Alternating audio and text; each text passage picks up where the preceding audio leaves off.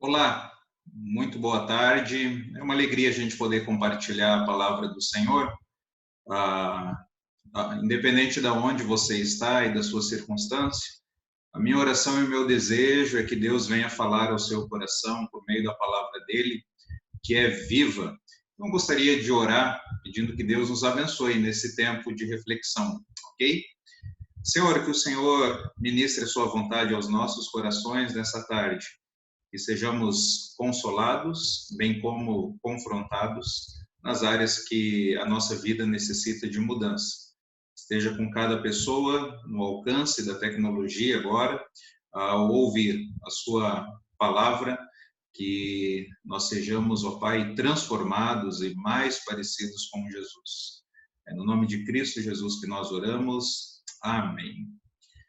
Queridos amigos, queridos irmãos, a gente tem vivido dias muito difíceis, não é novidade para ninguém. Infelizmente, a gente já está chegando em quase 7 mil mortos no Brasil, né, como resultados do coronavírus, da Covid. O estado do Maranhão está em lockdown.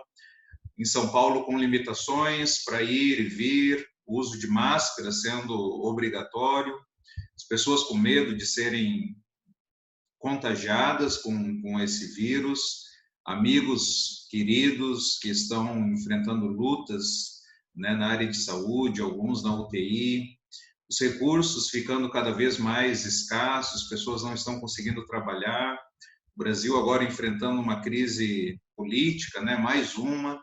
Então, o contexto contemporâneo que a gente tem vivido é de desastre, é uma situação muito difícil, né? A normalidade do funcionamento da sociedade, ela tem sido impactada a cada dia com as suas limitações, trazendo prejuízos, tem sido afetada, então, essa estrutura básica, né, para o desenvolvimento humano. E aí a grande pergunta que nós fazemos é como que nós podemos descansar em situações de desastre? Como que nós podemos cantar em louvor a Deus diante de situações de calamidade, de dor, de morte, de prejuízos? O livro de Isaías, ele vai nos mostrar o caminho, então, para esse descanso, o caminho para esse louvor ao Senhor. Então, se você tem uma Bíblia aí, puder abrir no livro de Isaías, capítulo 25, nós veremos o versículo 1 até o versículo 5. A palavra do Senhor diz o seguinte: Senhor, tu és o meu Deus. Eu te exaltarei e louvarei o teu nome, pois com grande perfeição tem feito maravilhas. Coisas há muito planejadas. Fizeste da cidade um monte de entulho, da cidade fortificada uma ruína, da cidadela dos estrangeiros uma cidade inexistente, que jamais será reconstruída. Por isso um povo forte te honrará, e a cidade das nações cruéis te temerá. Tem sido um refúgio para os pobres, refúgio para o necessitado em sua aflição, abrigo contra a tempestade e sombra contra o calor. Quando o sopro dos cruéis é como tempestade contra o muro e como o calor do deserto. Tu silencias o bramido dos estrangeiros, assim como diminui o calor com a sombra de uma nuvem, assim a canção dos temíveis é emudecida. Esse é um salmo, esse é um cântico no livro de Isaías para celebrar o livramento que Deus traria. E antes de nós entrarmos no contexto, para entender um pouco melhor aqui esse trecho que nós lemos, eu gostaria que você observasse algumas declarações que nós lemos aqui. Ele diz: Senhor, tu és o meu refúgio. Senhor, tu és o meu Deus, eu te exaltarei e louvarei o teu nome, pois com grande perfeição tens feito maravilhas. Versículo 4 diz que Deus tem sido um refúgio para os pobres, refúgio para o necessitado em sua aflição, abrigo contra a tempestade. Na NVT, nova versão transformadora, diz o seguinte: ó Senhor, honrarei e louvarei teu nome, pois és meu Deus. Fazes coisas maravilhosas.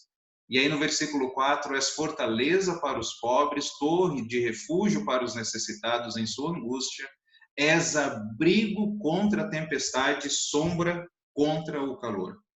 Veja essas declarações. Tu és o meu Deus, honrarei e louvarei o teu nome, fazes coisas maravilhosas, és fortaleza, torre de refúgio e abrigo. Para entendermos quão belas são essas declarações, essas afirmações, nós precisamos observar o contexto em que elas foram ditas. O que está acontecendo com o autor? O que está acontecendo com a cidade? O que está acontecendo com a sociedade? Qual era a perspectiva, então, do futuro? O autor do livro de Isaías é Isaías, né? Ele foi um profeta que falou antes do exílio, antes do povo ser levado para a Babilônia, e ele está falando aqui de coisas que aconteceria tanto a Jerusalém, como também a outras nações. Porém, o contexto religioso e político da época de Isaías era terrível.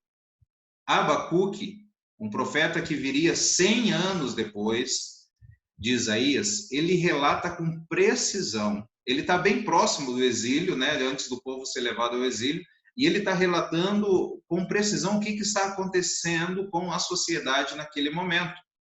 Ele diz que a terra está cheia de violência, de injustiça, maldade, destruição, conflito, a lei sendo enfraquecida, a justiça sendo pervertida, porque os ricos estavam controlando os tribunais através de propinas. Jeremias faz esse relato também no capítulo 22.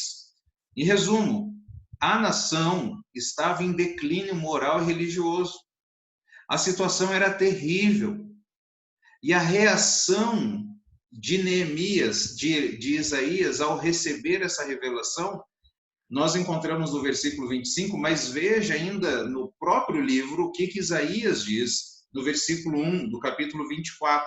Diz o seguinte: vejam, o Senhor vai arrasar a terra e devastá-la, arruinará sua superfície e espalhará seus habitantes. Será o mesmo para o sacerdote e o povo, para o senhor e o servo, para a senhora e a serva, para o vendedor e o comprador, para quem toma emprestado e quem empresta, para o devedor e o credor. A terra será completamente arrasada e totalmente saqueada. Quem falou essa palavra foi o Senhor. Então a situação, ela já estava ruim e a situação ainda iria piorar. No versículo 5 e 6 do capítulo 24 ainda, diz que a terra seca-se e murcha, o mundo definha e murcha, definham os nobres da terra. A terra será contaminada pelos seus habitantes, a terra está contaminada pelos seus habitantes, porque desobedeceram as leis, violaram os decretos e quebraram a aliança eterna. Então a situação está ruim e a situação vai piorar, porque Deus vai trazer juízo às nações, tanto a nação de Jerusalém como as que estavam ao seu redor, devido à situação de pecado. E olha essa ilustração para nós entendermos o momento em que o povo está vivendo. Olha o que Deus diz. No capítulo 24, versículo 17 e 18, diz: pavor, cova e laço os aguardam, ó habitantes da terra. Quem fugir ao grito de terror, cairá na cova. Quem sair da cova será pego no laço. Olha o que Deus está avisando, olha a revelação que Isaías recebe para transmitir para o seu povo.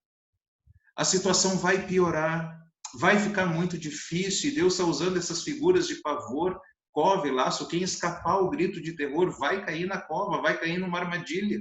Quem conseguir escapar dessa armadilha será pego pelo laço. Você está entendendo que a situação era terrível por causa do pecado.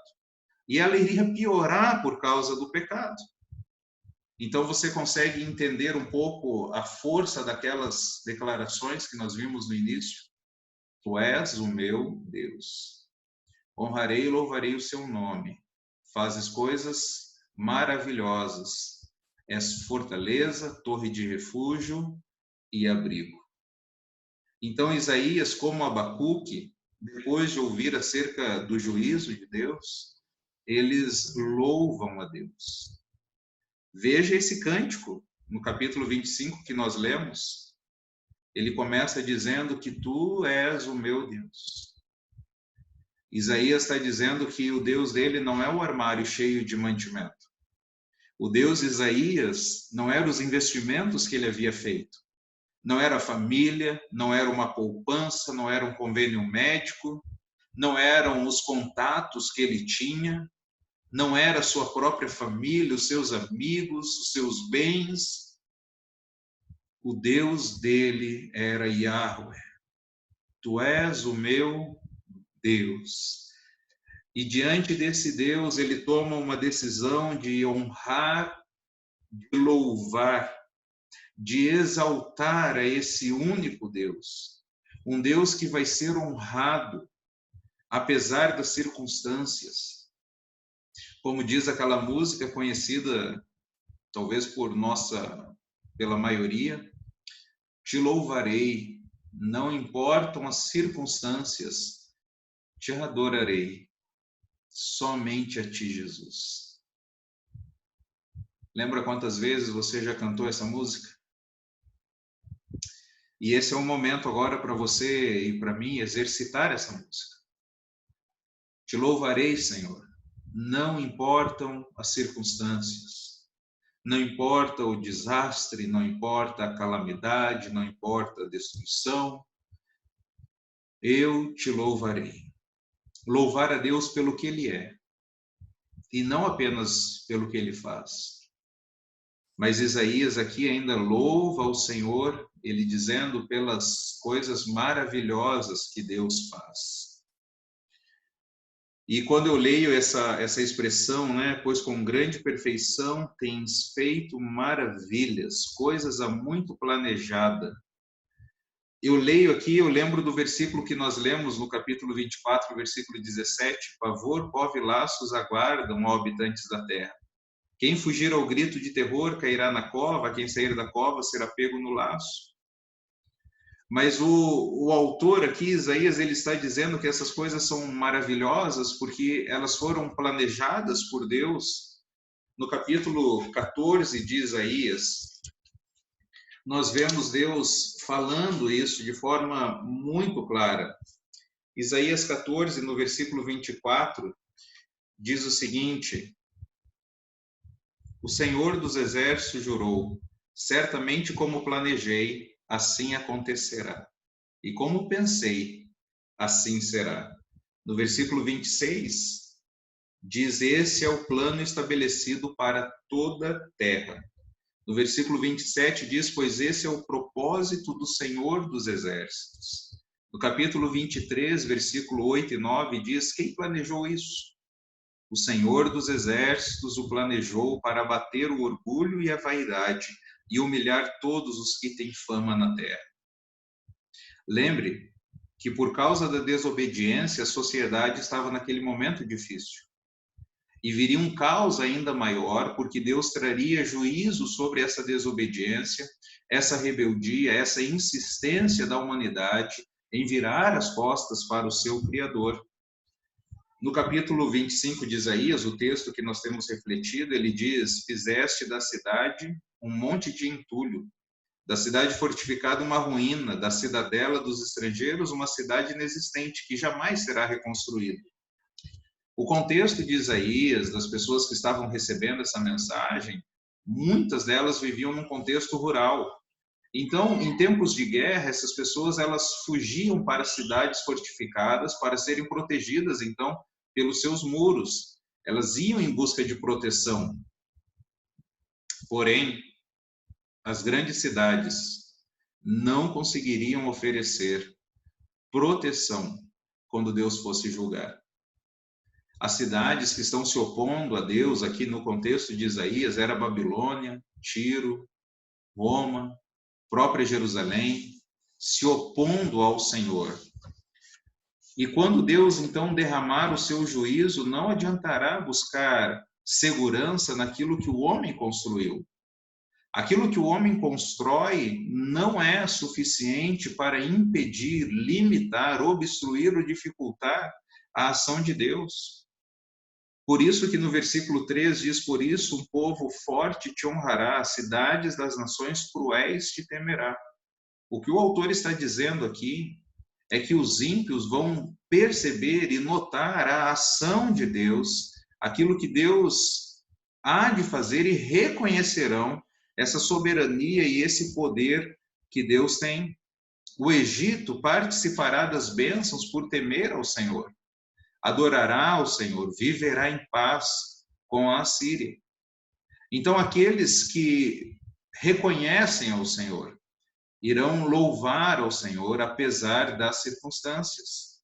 Então, quem tem temor de Deus não ficará com tremor quando ele agir.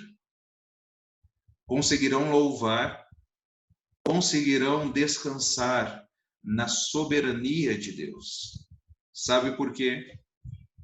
Porque Deus é refúgio, Deus é fortaleza, Deus é abrigo.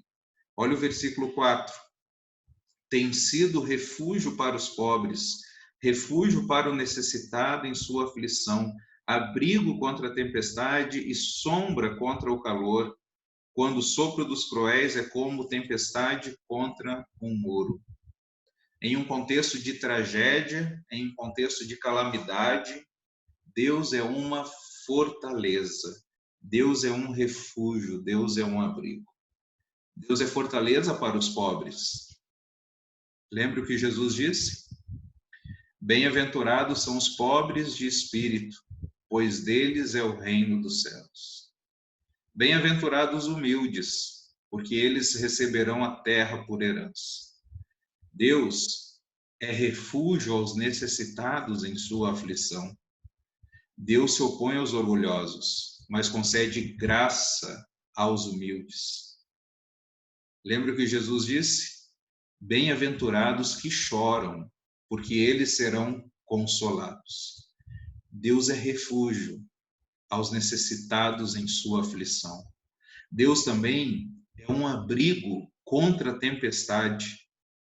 Imagine você ter um lugar seguro diante de um furacão.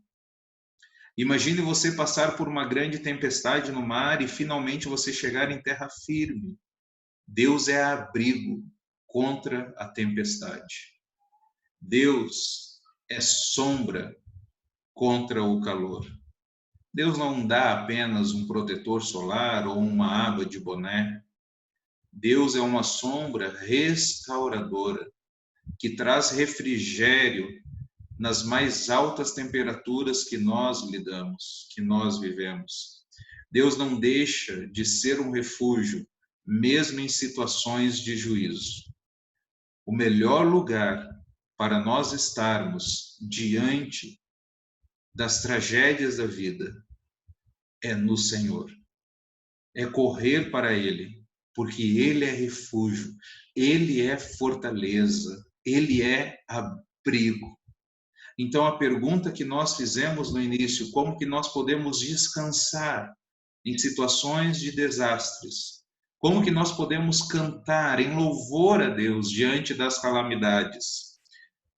Gostaria de dar 4 dicas aqui. A primeira é: faça uma resolução de quem é teu Deus. Decida não confiar em nada, em ninguém, apenas em Yahweh. Renuncie a todas as coisas, a todas as pessoas que trazem proteção para você.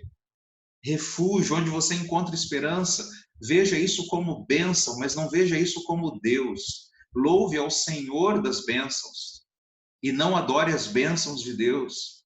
Então renuncie qualquer coisa que pode estar ocupando o lugar de Deus na sua vida e decida a louvar, engrandecer, louvar ao único Deus verdadeiro. Porque mesmo em situações de tragédia, você poderá dizer: tu és o meu Deus. Não duvido disso. Não vou titubear diante das circunstâncias. A minha convicção está firme. Yahweh é o meu Deus. Louve ao Senhor, mesmo em meio às lágrimas. Esse texto que nós vimos aqui, ele é um cântico. Mesmo em meio a uma tragédia que nós vimos aqui, uma devastação sobre a terra, mas ele é um cântico de louvor ao Senhor. Então, mesmo em meio às lágrimas, mesmo em meio às dores, louve a Deus. Mesmo sem entender, mesmo sem compreender, louve ao Senhor. Louvar a Deus diante dos problemas é exercitar a fé.